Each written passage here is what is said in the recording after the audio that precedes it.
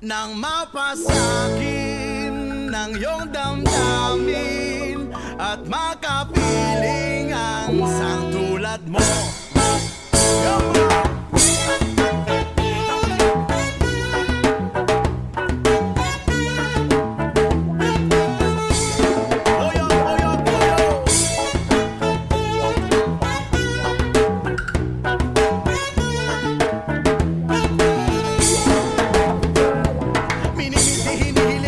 Panalangin ka sa gabi, lumalabas mga bituin na nakaguhit ka.